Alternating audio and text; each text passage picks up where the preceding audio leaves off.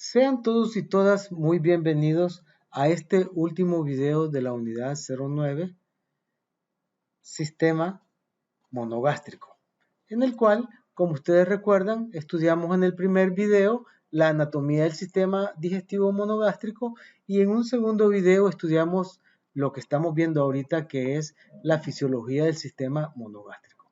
Bueno, como un tercer video, sí, y como parte de lo que es la fisiología del sistema digestivo monogástrico, también estudiaremos ahora lo que es la fisiología de la digestión. Y veremos en ella cómo a través del tubo digestivo, que todos ustedes ya lo conocen en la anatomía, la boca, la laringe, el esófago, el estómago, el intestino delgado, grueso y hasta llegar al final, ¿verdad? Cómo a través de este recorrido diferentes enzimas actúan sobre los alimentos ingeridos, llevándose a cabo de esta manera el proceso de digestión. Y por eso este video se llama enzimas digestivas. Y las enzimas digestivas son aquellos componentes químicos, bioquímicos, ¿sí?, que ayudan a que el alimento sea cortado en, ¿sí?, sus elementos más básicos. Y así tenemos, ustedes pueden ver que cuando el bolo alimenticio cae, las enzimas, en este caso digestivas gástricas del estómago, van a actuar sobre los alimentos, ¿sí? Y un ejemplo que aquí ponía, ¿verdad?, es de que, por ejemplo, los almidones, a través de las enzimas digestivas, son cortados en las unidades más pequeñas, que es la glucosa. Un almidón es una molécula tan grande que no puede ser absorbido por el intestino. Pero, sin embargo, si las enzimas cortan estas líneas, estas grandes cadenas de almidones en unidades de glucosa, estas unidades de glucosa pueden perfectamente ser absorbidas. Bueno, y de eso se trata, ¿verdad?, en este caso, en los jugos gástricos, ¿sí?, gástrico de estómago, que serían los jugos, las enzimas del estómago. Eso lo veremos más adelante. Ahorita vamos a continuar con lo que es el marco conceptual de las enzimas digestivas. Ok, bueno, vamos a estudiar quiénes fueron en la historia los precursores del estudio de la digestión. En un primer lugar tenemos a este médico, Paracelso, que en 1450 vivió entre 1450 y 1543. ¿Y qué fue lo que Paracelso dijo? Bueno, dijo, la digestión también es un proceso químico. En aquella época, pues, no cualquiera decía una cosa de esas. Después tenemos a Lázaro Spallanzani, que es un médico italiano que vivió entre 1729 y 1799, y quien dijo que la digestión se realiza mediante los jugos gástricos. O sea, hablaba únicamente de los jugos del estómago. Y eso era lo que se creía en aquel entonces, de que en el estómago se llevaba a cabo toda la digestión. Pero después, como ustedes saben, en el estómago se lleva solo parte de la digestión. Pero imagínense, en 1799 este hombre realmente andaba en la jugada, era un sabio en esa época. Y tenemos ya un poco más actualmente a Claude Bernard, ¿sí?, de 1813 a 1878, ¿verdad? Hace como 200 años. No, 100 y cualquier cosa de años, 130 años por ahí. Dijo que la digestión se completa en el intestino. O sea, él dijo primero que era química, Paracelso. Don Lázaro dijo que se hacía mediante los jugos gástricos en el estómago, y don Claudio Bernard dijo que la digestión se comienza en el estómago y se completa en el intestino. Por eso es que ellos son los precursores del proceso de la digestión. Es pura historia. Ok, vamos a hacer un pequeño repaso recordatorio de lo que son las funciones digestivas. Bueno, en primer lugar, tenemos que la digestión de los alimentos se realiza mediante acciones de tipo mecánico y químico. ¿A qué se refiere? Que Las acciones de tipo mecánico es cuando los alimentos llegan al estómago, que no se ve aquí, ¿verdad? Y el estómago comienza a moverse. Comienza a moverse y eso actúa como una batidora y las enzimas son las que van a hacer que estos productos, como ustedes pueden ver aquí, sigámoslo, miren aquí cómo se va dividiendo los almidones, miren cómo se van volviendo en moléculas de glucosa y las proteínas se van dividiendo hasta formar aminoácidos. Entonces, las primeras acciones son de tipo mecánico y tipo químico, porque acuerden que los intestinos también se mueven, o nunca han sentido que se les mueven las tripas, como decimos vulgarmente. Entonces, es lo que se llaman ondas peristálticas, que son los que hacen que el bolo alimenticio, en este caso el kilo o el quimo, caminen a través del intestino rumbo al recto. Bueno, tenemos también que una función digestiva es la absorción de los nutrientes que se lleva a cabo en el intestino delgado. Tenemos también lo que estábamos hablando, producir movimientos que permitan el proceso de la digestión y el tránsito del contenido gastrointestinal. Se lleva a cabo mediante un tipo de onda, un movimiento de onda, ¿verdad?, que hace que se mueva el intestino y la comida camine.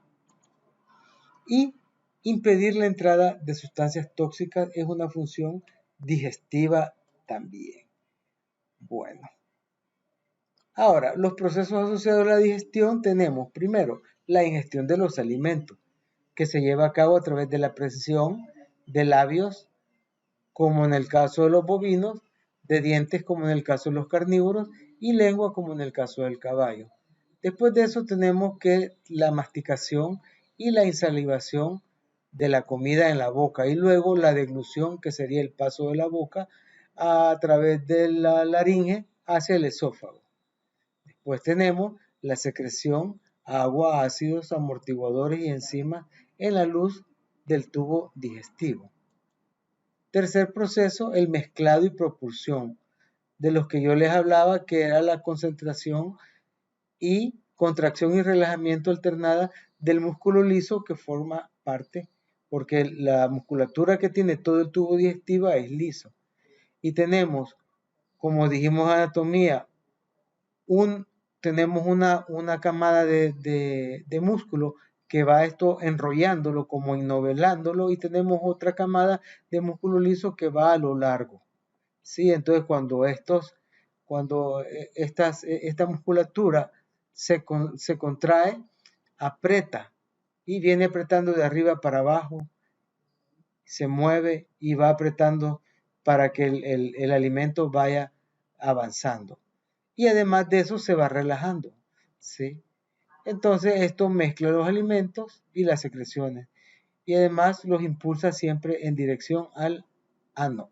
Esto se conoce como motilidad y, como lo vuelvo a repetir, se le llama ondas peristálticas. Tenemos la parte de la digestión propiamente dicha, que es lo que vamos a estudiar ahora, que son procesos mecánicos. Uno se da en la boca a través del corte y la trituración con los dientes y las muelas y los premolares también. Y los procesos químicos, digestión enzimática y fermentativa, que se da a partir del estómago y los intestinos.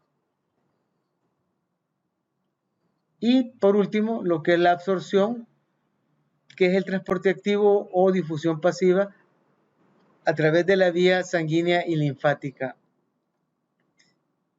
Eso lo estudiamos en el video pasado. Y por último, lo que es la defecación, que los desechos y sustancias no digeribles, bacterias, células del revestimiento del tubo digestivo y materiales digeridos que no fueron absorbidos salen a través de las heces. O como dicen algunos de ustedes, por el popó. Ok, tenemos entonces, recordando siempre, esto es un recordatorio, las funciones que es del sistema digestivo, que es la ingestión de alimentos y los movimientos que van desde el ano, desde la boca, perdón, hasta el ano. Bueno, tenemos que la digestión es el proceso de ruptura de los componentes alimenticios, como ya los vimos, se van volviendo moléculas más pequeñas hasta niveles tan pequeños que puedan ser absorbidos. Y después tenemos la digestión, después tenemos la gestión, que es la salida de las heces del tubo digestivo. Tenemos también la parte de lo que es la absorción. Si ustedes pueden ver aquí, ¿verdad? Cuando las proteínas se transforman en aminoácidos, ¿sí? Los almidones en glucosa y los ácidos grasos y las grasas se vuelven ácidos grasos. Todos ellos, como ustedes pueden ver, son absorbidos a través de los pelos absorbentes y llevados a través de los vasos sanguíneos y quilíferos a la sangre. Entonces es el paso de los alimentos una vez elaborados en el proceso de digestión desde la luz del tubo digestivo, que es esta, ¿verdad? Intestino delgado y parte del intestino grueso hacia el sistema circulatorio. Y la sangre es la responsable de distribuir las sustancias nutritivas en el resto del organismo, como todos lo sabemos. Y tenemos la parte, otra función del sistema digestivo, que es la egestión. La digestión no es nada más que cuando el desecho de la comida ingerida, que no es absorbida en el proceso de digestión, ¿sí?, es expulsada. O el proceso de expulsar dicho deceso a través del ano. Cuando hacemos nuestras necesidades, por ejemplo. Aquí podemos ver, no es una vaca, es un rinoceronte, ¿verdad? Pero esta imagen nos ayuda, una imagen dice más que 1000 palabras, lo que es la digestión. Ahora vamos a estudiar lo que es la fisiología de las enzimas enzimáticas. La fisiología es qué es lo que hace, cuál es la función de las enzimas enzimáticas. Ahora, ¿qué es lo que vemos aquí? Lo que vemos aquí es un ladrillo, ¿sí?, que con un martillo es quebrado ¿en qué? En muchos pedacitos pequeños. Entonces vamos a imaginar que las enzimas digestivas son el martillo y que los ladrillos son los lípidos, o sea, las grasas, las proteínas y los glúcidos, que son los almidones. Entonces, las grasas, las proteínas y los glúcidos no pueden ser absorbidos debido a su enorme peso molecular. Entonces, las enzimas digestivas hacen esto. Los lípidos en ácidos grasos, las proteínas en aminoácidos y los almidones en glucosa.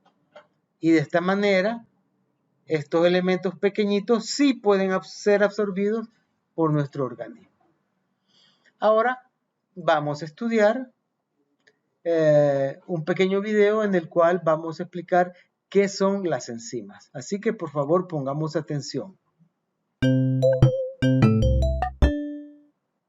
Las enzimas son moléculas de naturaleza proteica, constituyen un grupo altamente especializado que tienen la capacidad de acelerar las reacciones químicas dentro de las células. Se las considera catalizadores biológicos.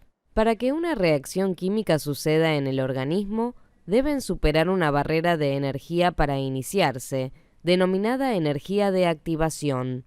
Esta es la energía mínima que se requiere para que se produzca la reacción química.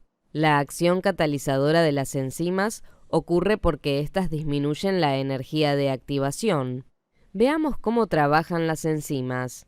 La estructura de la enzima presenta una región especial llamada sitio activo, al que se une el sustrato. Está formado por un grupo pequeño de aminoácidos dispuestos de una manera particular y definida que determina una relación específica entre la enzima y el sustrato. Para que la enzima realice su función, debe unirse al sustrato y formar el complejo enzima-sustrato, del que se obtiene un producto. Una vez finalizada la reacción, la enzima se recupera intacta para ser utilizada nuevamente. Ok.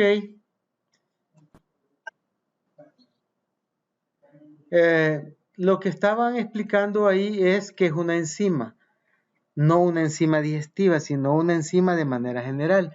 Pero como ustedes pudieron ver en la movie, ¿sí? Vamos a parar aquí. Tenemos esto. Imaginémonos que esto es un dipéptido. ¿Qué es un dipéptido? Es un pedacito de proteína que está formado por 2 aminoácidos. Entonces, así como está muy grande y no puede ser absorbido. Entonces, la enzima digestiva va a agarrar este dipéptido, estos 2 aminoácidos, y los va a dividir en aminoácidos individuales. Y de esta manera, estos aminoácidos van a poder ser absorbidos. Les estoy poniendo esto como un ejemplo, ¿sí?, de lo que sería el trabajo de la enzima digestiva. Porque no nos confundamos, el video que acaban de ver explica un concepto de lo que es una enzima de manera general. Las enzimas van a acelerar, ¿sí?, el proceso de digestión, en este caso, en el caso nuestro, ¿verdad? Porque van a hacer que la energía de activación sea más baja, por lo tanto va a ser más rápida. Ok, ahora vamos a ver los tipos de enzimas digestivas. Existen diferentes tipos de enzimas digestivas. Bueno, primero tenemos las lipasas. Eso de lipasas suena lípido y eso de lípidos son las grasas. Tenemos las peptidasas, proteasas o pepsinas. Eso de proteasas viene de qué? ¿A qué le suena? A proteína, lógicamente. Y el tercero, el amilasas o carbohidrasas, que son las que actúan sobre los carbohidratos. Entonces, vamos a tratar de darles un quemón, una pasadita a cada una de ellas. Y aquí tenemos la lipasa, cómo actúa la lipasa y va a dividir esta molécula, una diosa, ¿verdad?, en 2 moléculas de glucosa. Y tenemos aquí las proteasas, donde tenemos aquí la proteína, y la proteasa lo que es que va a quebrar esa proteína en 2 péptidos. Los péptidos pueden ser tetrapéptidos, tripéptidos o dipéptidos, ¿sí?, dependiendo de cuántos aminoácidos tengan. Eso supuestamente ya lo estudiaron en bioquímica. Y tenemos finalmente las amilasas o carbohidrasas, que vamos a ver como una parte de glicógeno, ¿sí?, a través de la amilasa, ¿sí?, puede dividir esta molécula en maltasa, en maltotriosa o dextrinas, ¿sí?, alfa límites dextrinas, ¿sí?, que son moléculas más pequeñas que se derivan de la digestión de esta molécula mayor de glicógeno. Sí. Ok, ahora, este proceso tiene un nombre en lo que es el metabolismo. Yo sé que ustedes han oído hablar del metabolismo, que el metabolismo sería todo lo que son las reacciones químicas que se dan en un organismo vivo. Entonces, supongo que en microbiología estudiaron que el metabolismo tiene 2 vías. Una que se llama catabolismo y la otra vía se llama anabolismo.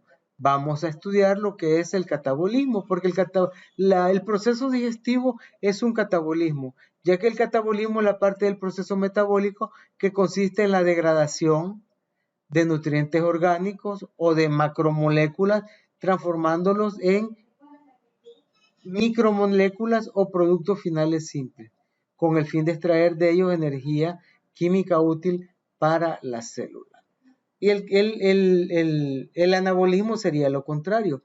Ya han oído hablar en los anabólicos, ¿verdad?, que sirven para formar masa muscular. Entonces, el anabolismo sería lo contrario del catabolismo, que a partir de pequeñas proteínas, de pequeñas moléculas, se forman moléculas grandes. A partir de péptidos se forman proteínas grandes, que a partir de glucosa se forman moléculas como los almidones. Bueno, era una explicación para que ustedes recordaran. Bueno, tenemos las lipasas. Aquí pueden ver margarina, mantequilla y manteca. Aquí pueden ver aceite de olivo, mantequilla de maní, pueden ver las nueces, el aguacate y las semillas de canola, que son los que producen aceites. En este caso tenemos dos aceites animales, que es la manteca y que sería la mantequilla de la leche de la vaca. Entonces, las lipasas actúan sobre este tipo de alimentos. Son enzimas específicas originadas por el páncreas que poseen la función de disociar o disolver o quebrar los enlaces covalentes entre lípidos complejos, llevándolo al estado de gliceroles y ácidos grasos asimilables por el organismo. Se dice que las lipasas son las que aceleran el control o controlan la producción de insulina en la misma. ¿Está ok? Bueno, tenemos las peptidasas o pepsinas que van a actuar sobre este grupo de alimentos. Son los grupos que contienen proteínas, como la carne de res, la carne de cerdo, la carne de pescado, el huevo, la leche, ¿sí? Algunos vegetales como la espinaca, el cacahuete, ¿sí? El aguacate y algunas pan integral, algunos otros alimentos. Entonces las peptidasas actúan, este grupo enzimático se origina en el estómago o en el páncreas y posee la capacidad de actuar sobre enlaces peptídicos de las macromoléculas proteínicas, reduciéndolas a monómeros orgánicos denominados aminoácidos, que el aminoácido es la base de cualquier proteína. Finalmente tenemos las amilasas o carbohidrasas. Este grupo de enzimas digestivas va a actuar sobre lo que son las harinas, los carbohidratos, las féculas, ¿sí? Aquí pueden ver la harina del pan, aquí pueden ver varios tipos de harina, ¿sí? Que son oligosacáridos.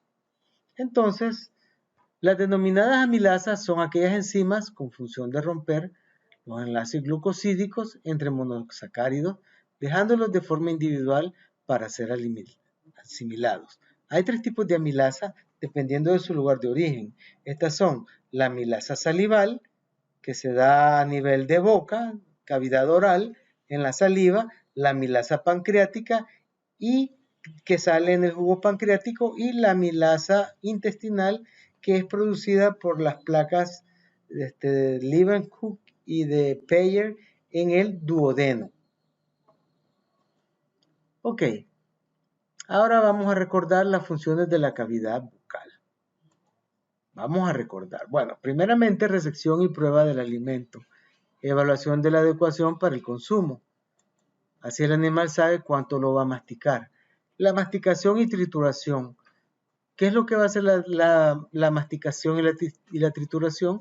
Va a disminuir el volumen global del alimento, permitiendo su deglución y aumentando su superficie de contacto para que las enzimas puedan actuar mejor sobre él. Y van a producir producción de enzimas que comienzan la digestión, que sería la tialina salival.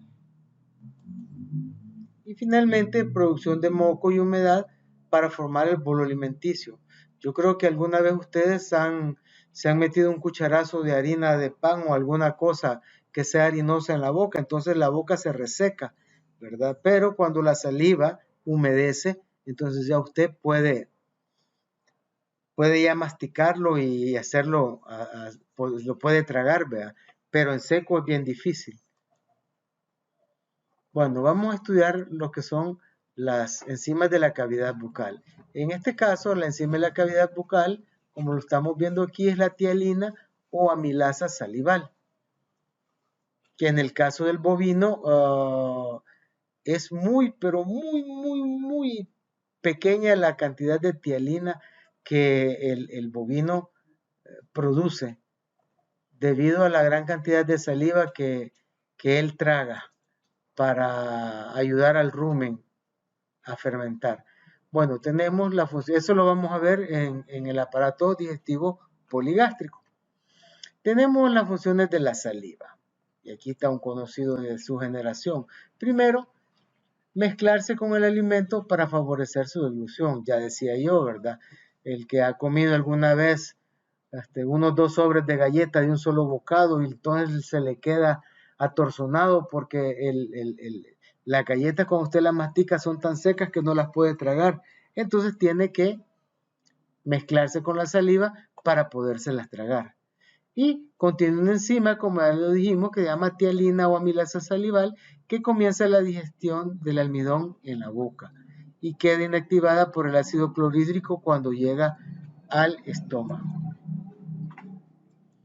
Asimismo, las funciones de la saliva, lubricar la cavidad bucal y evitar que se den en las células de la cavidad bucal.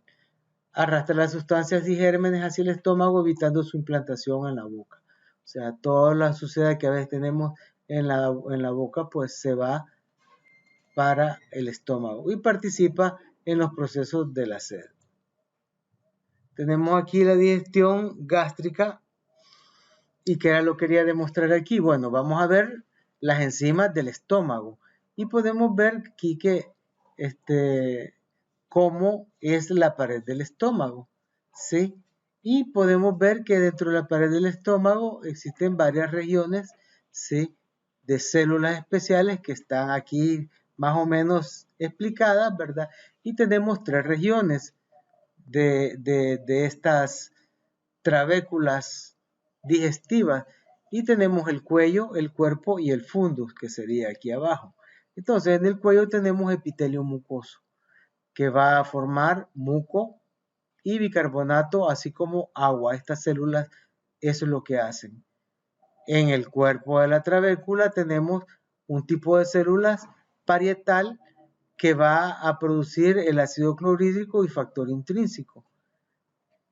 Y tenemos la célula D que va a formar la somatostina y las células zimógenas que van a producir el pexinógeno. Y la célula G que van a producir la gastrina, que son ¿sí? Las hormonas y enzimas producidas a nivel de estómago. Ahora, ¿cuáles son las funciones del estómago? Y esto era lo que les decía yo, ¿ve? Esta es la función mecánica de la digestión, como el estómago monogástrico se menea, ¿sí? Para que el contenido estomacal se pueda mezclar. Bueno, quiero hacer una pequeña pausa y pedirles disculpas por todos los animales bovinos que ustedes han visto que son poligástricos, pero que en determinado momento los he puesto como ejemplo. Creo que ahí fallé. Así que les pido disculpas porque estamos estudiando los monogástricos. Tendrían que haber sido lógicamente algún caballo. Pero bueno, ni modo. En primer lugar, las funciones del estómago, la digestión de los alimentos mediante la acción de los jugos gástricos.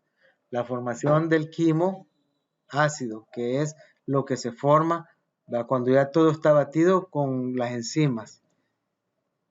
Y tenemos las enzimas de la digestión gástrica. En primer lugar tenemos la pepsina, las más importantes, la pepsina, ¿sí? Que la pepsina va a actuar sobre las proteínas y va a formar pequeños péptidos, que son pedazos de proteína y que están constituidas, si lo pudiéramos ver con un microscopio ultra super electrónico, por aminoácidos, ¿sí? Y la pepsina transforma algunas proteínas en peptonas o polipéptidos. La pepsina no transforma todas las proteínas de los alimentos, lógicamente, ¿verdad? O sea, no piensen que aquí en el estómago se hace la digestión de todas las proteínas. No, aquí se les da la primera machucada. Digamos que en el estómago se da el primer proceso de quiebra de moléculas, pero quedan algo grandecitas, ¿sí? Y algunas pasan sin ser transformadas incluso al intestino. El aminoácido, como ya lo dije anteriormente, es la molécula más simple de las proteínas.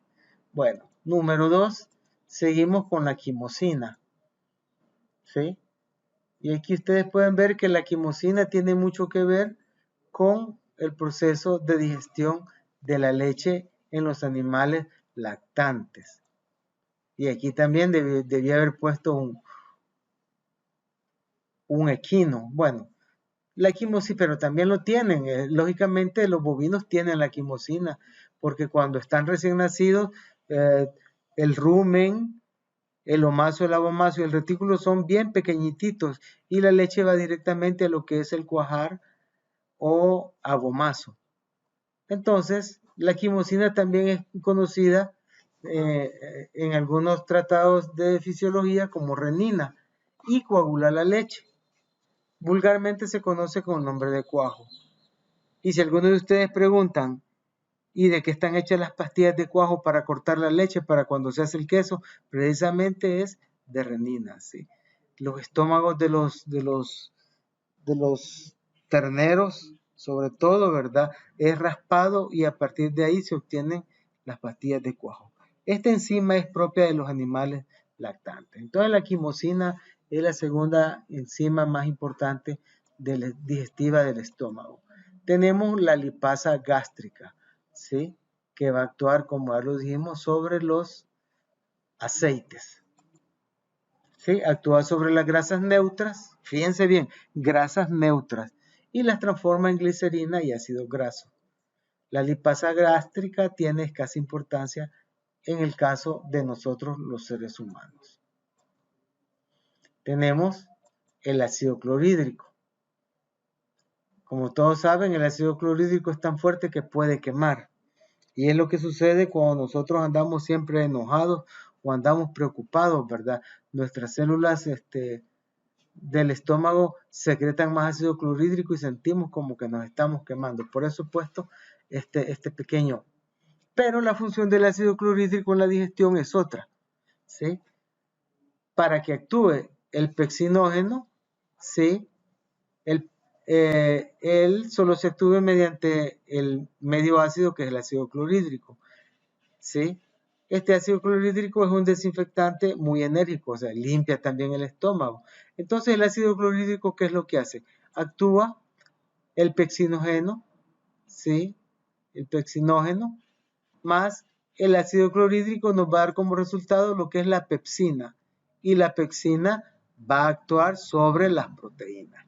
Entonces el pexinógeno por sí solo no hace nada. Es como una enzima desactivada. Entonces el ácido clorhídrico es un activador del pexinógeno y lo transforma en pexina, que es la que sí va a actuar y va a quebrar las proteínas. Ok, ahora vamos a estudiar lo que es la digestión del intestino delgado, que sería este aquí. Este aquí es el intestino grueso. Y este es el estómago. Entonces las enzimas que participan en la digestión del intestino delgado son tres: el jugo pancreático, la bilis y el jugo intestinal, que es lo que vamos a estudiar a continuación. Tenemos primero las enzimas del jugo pancreático. Bueno, aquí tenemos el páncreas, ¿sí? Tenemos aquí, como dicen, la cabeza del páncreas, el cuerpo del páncreas y la cola del páncreas. Y tenemos que el jugo pancreático contiene enzimas que actúan sobre proteínas, lípidos y carbohidratos. Y sale por aquí, miren mis niños, por estos conductos pancreáticos sale a lo que es la primera porción del intestino delgado, que es el duodeno. Ok. Dentro de las enzimas, la primera que tenemos es la amilasa pancreática, ¿sí? Como la tialina, transforma los almidones en maltosa, la amilasa pancreática. Tenemos también la tripsina. Ajá. ¿Por qué traigo esto? Porque esto es una proteína y la tripsina comienza a quebrarla en pequeños ladrillos. Los ladrillos serían los aminoácidos. Entonces vean ustedes cómo se va destruyendo la molécula de péptidos o de proteína que pasó del estómago al duodeno, y la tripsina va a actuar, este es un ejemplo, actúa sobre las proteínas, las cuales transforma en aminoácidos. Cada uno de los ladrillitos es un aminoácido. Para que la tripsina actúe, debe estar presente otra enzima que se llama enteroquinasa. O sea que la tripsina por sí sola no va a lograr la acción. Necesita ser activada por la enteroquinasa. Al igual que el pepsinógeno necesita ser activado por el ácido clorhídrico en el estómago. y cada ladrillo es un aminoácido. Aquí es para que ustedes lo entiendan, ¿sí? Como que si fueran niños de 5 años. Tenemos otra enzima que es la lipasa pancreática. Y la lipasa pancreática va a hacer lo mismo, solo que lo va a hacer en los triglicéridos, ¿sí? Que va a convertirlos en ácidos grasos y glicerofosfatos. Cada uno de estos ladrillos sería un ácido graso y glicerofosfato que va a poder, sí, igual que los aminoácidos, ahora sí, ser absorbidos por el sistema digestivo. Pueden ser absorbidos hacia la sangre. Bueno, y tenemos la bilis, que sería el segundo, ¿verdad? Que es un líquido producido y secretado por el hígado y que es almacenado por la vesícula biliar. La bilis, aquí vamos viendo la bilis, ayuda a la digestión, ¿sí? Y ayuda a las enzimas en su cuerpo para descomponer las grasas en ácidos grasos que pueden introducirse al cuerpo a través del tracto digestivo. Voy a explicar, aquí llega la comida y está la digestión estomacal y la presencia de grasas hace que la bilis se secrete y miren, las grasas son desintegradas, ¿sí? Las grasas son desintegradas porque la bilis emulsifica. ¿Qué es una emulsificación? Vaya, imagínense una licuadora y le ponen la mitad de aceite y la mitad de agua. ¿Qué es lo que pasa? El aceite queda arriba y el agua queda abajo. Pero si prenden la licuadora, entonces se va a volver una solución blancuzca. Pero si ustedes esa solución la ven con microscopio, van a ver que hay miles de millones de gotitas de aceite tan chiquititas, ¿sí?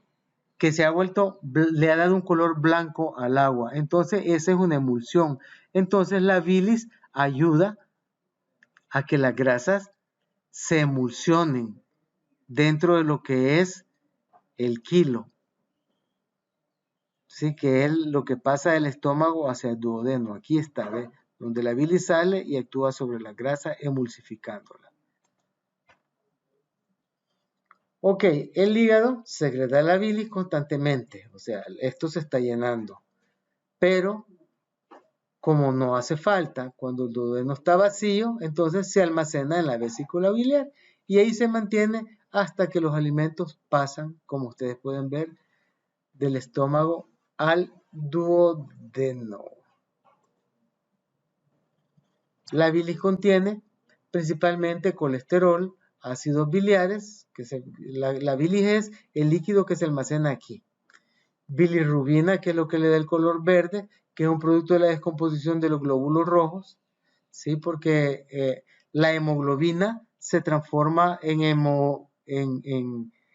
hemosiderina, la hemosiderina se transforma en biliverdina, la biliverdina en bilirrubina y la bilirrubina se transforma en estercobilinogéneo, ¿sí? Y en otro pigmento que se me escapa el nombre ahorita, ¿sí? Entonces, la bilis contiene agua, sales corporales como potasio, sodio, cobre y otros metales. La acción intestinal del jugo. Ahora tenemos las enzimas del jugo intestinal, que es el duodeno, el yeyuno y el ilio, ¿sí?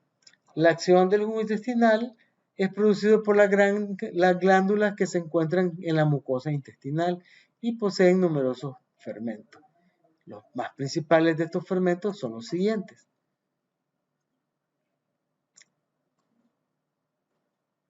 La erepsina. ¿Qué es lo que hace la erepsina? Transforma las peptonas en aminoácidos que tienen la molécula más simple. Las peptonas se formaron en el estómago por acción de la pepsina sobre las proteínas. Los aminoácidos son absorbibles y asimilables. Cada ladrillo es un aminoácido. O sea que la erepsina también participa en el proceso de digestión de las proteínas, pero sobre todo las proteínas que comenzaron a ser descompuestas en el estómago. Ya la tripsina del ácido pancreático actúa sobre las proteínas que pasaron enteras, que no sufrieron ninguna transformación en el estómago, ¿sí? Ok, tenemos otra enzima que es la enteroquinasa. Esta ya la habíamos hablado, la enteroquinasa es como un switch de encendido y apagado, ¿sí?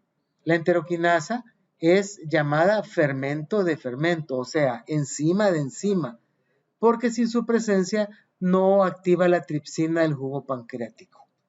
Entonces, la enteroquinasa activa la tripsina del jugo pancreático. Tiene una acción activadora. Y tenemos, ¿verdad? Algunas enzimas del jugo intestinal que son fermentos que actúan sobre los azúcares y transforman a azúcares simples. Tenemos la invertina, la lactasa y la maltasa que actúan sobre los azúcares. Aquí podemos ver, ¿verdad? Aprovechando el comercial, la Coca-Cola, una lata de Coca-Cola, 39 gramos de azúcar, un jugo de naranja, 42 gramos de azúcar, y una energizante 54 gramos de azúcar, ¿verdad? Y después andan diabéticos, no pueden dormirse, es porque esto es altamente peligroso, tengan mucho cuidado. Tenemos enzimas del jugo intestinal la sacarasa. La sacarasa, conocida también como invertasa, que fueron estas tres que están aquí, la invertina, la lactasa y la maltasa. Vamos a comenzar por la sacarasa, conocida también como invertasa o invertina. Actúa sobre los hidratos de carbono como la sacarosa y la transforma ¿en qué? En glucosa y en lebulosa. Segundo, tenemos la lactasa, que transforma la lactosa en glucosa y galactosa. Y por último tenemos la maltasa, que desdobla la maltosa o azúcar de malta en dos moléculas de glucosa. Es una diosa. La glucosa, la galactosa y la lebulosa son azúcares absorbibles y asimilables porque son monosacáridos. Todo eso se supone que ya lo estudiaron en bioquímica. Otras enzimas. Bueno, tenemos la aminopeptidasa que degrada los péptidos en aminoácidos. ¿Qué dijimos que eran los péptidos? Pedazos de proteína. Ok, tenemos la colecistoquinina que ayuda a la digestión de las grasas y proteínas. Tenemos también la sacarasa, que ya la estudiamos ahí, la invertasa que convierte sacarosa en disacárido y en monosacárido. La isomaltasa, que convierte la isomaltosa, ¿sí?, en dos glucosas, de las que está compuesta y que está presente en el intestino delgado. Asimismo, tenemos la elastasa que degrada la elastina. La elastina es parte de lo que, si se recuerdan, en el tejido conjuntivo, ¿verdad? Es la proteína que le da de la cicatriz del tejido conjuntivo elástico. La chimitripsina que convierte las proteínas en aminoácidos. También las nucleasas que convierten los ácidos nucleicos en nucleótidos y nucleósidos. Y la fosfolilasa que convierte los fosfolípidos en ácidos grasos.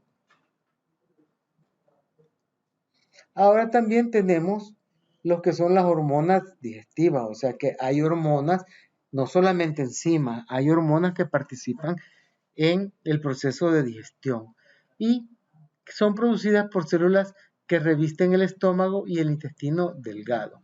Estas hormonas, lógicamente, al igual que todas, eso lo vamos a estudiar en el sistema endocrino, ¿sí?, penetran en la sangre donde pueden afectar otras partes del sistema digestivo. Algunas de estas hormonas están enlistadas a continuación.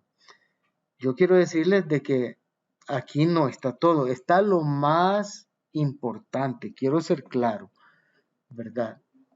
Porque este curso de anatomía y fisiología animal es para ingeniería agronómica y para ingeniería agroindustrial, no es un curso de anatomía para veterinaria, pero que se comparte con toda la buena voluntad para poder ayudarle y servirle a todos los que necesiten información. Bueno, las hormonas digestivas tenemos la gastrina, la hormona que señala la secreción, ¿sí?, de los ácidos gástricos. La gastrina es la que da la orden de que los ácidos gástricos comiencen a salir de las paredes del estómago. y se da por un impulso nervioso. Cuando el estómago siente que la comida llega, el sistema nervioso lo detecta y viene a través de una hormona del hipotálamo probablemente la gastrina, que va a hacer que las paredes comiencen a segregar los ácidos gástricos.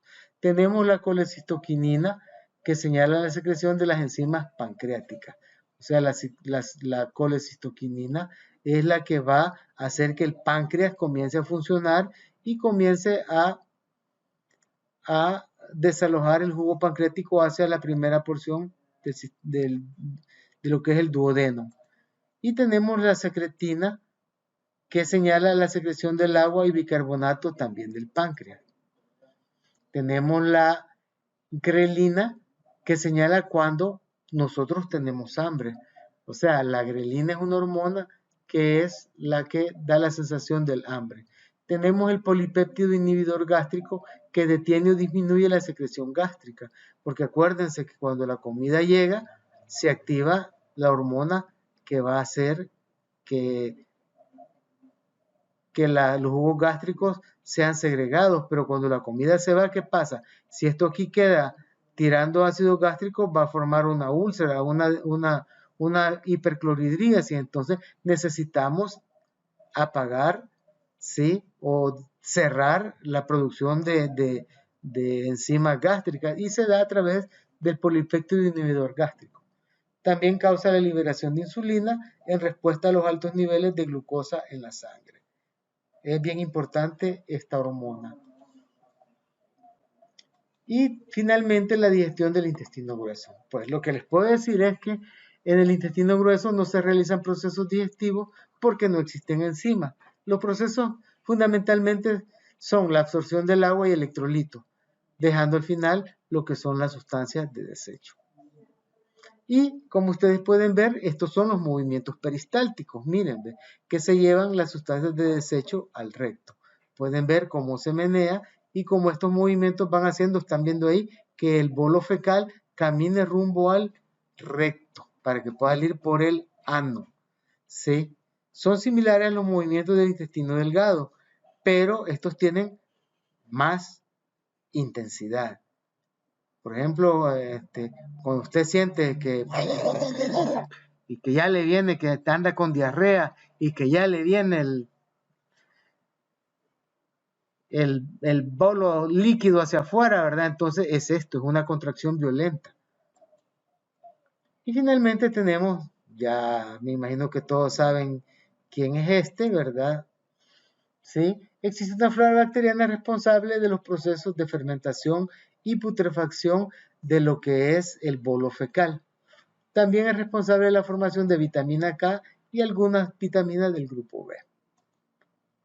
Y la eliminación de las heces se produce cuando los desechos sólidos llegan al recto y presionan las paredes. Cuando esa presión llega a 40 milímetros de mercurio, ¿verdad?, se da la orden para defecar. Ahí es cuando usted siente que va para afuera, el submarino amarillo. Entonces, la función del intestino grueso, de una manera general, simple, la absorción, reabsorción de agua y algunos electrolitos para que las heces salgan blandas, ¿sí?, que no salgan líquidas, ¿sí? Y los electrolitos, ¿verdad?, que están disueltas en el agua y que se descomponen para formar partículas cargadas eléctricamente. Y finalmente, la eliminación del desecho. Bueno, de esta manera llegamos al último video de lo que es el sistema digestivo monogástrico. Ahora sí les cumplí, les puse un caballo, no fue un bovino, y vea, aquí podemos ver de una manera simple cómo el alimento va, si es digerido, y al final tenemos lo que es la heces. Bueno, les deseo una feliz semana, que salgan bien en sus tareas, en sus autoevaluaciones y en el foro, y que Dios les bendiga.